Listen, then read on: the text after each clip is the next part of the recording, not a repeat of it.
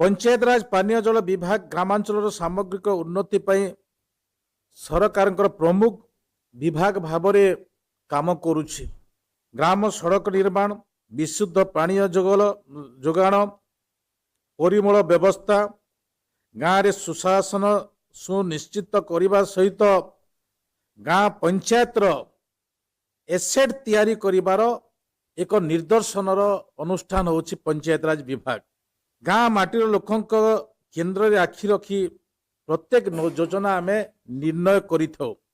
एथिपाई जो 471 ग्राम पंचायत भवन तैयारी हेबो, ए भवन केवल पंचायत पाई नुहे, ए भवन गोटे मल्टीपर्पज काम दृष्टि तैयारी हेबो, जो ठिकी प्रत्येक विभाग बंटन व्यवस्था सहित आगामी निर्णय ए पंचायत माध्यम ही कार्यकारी हेबो।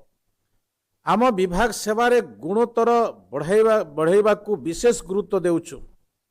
पंचायत स्तर रे सरकारी सेवा सहज और सुलभ सेवा, डिजिटल रो नवीकरण, गाँ लोक एबे निच पंचायत भवन रे बसी समस्त व्यवस्था पाई पारिबे, समस्त योजना तैयारी करि पारिबे, समस्त सहयोग पाई पारिबे।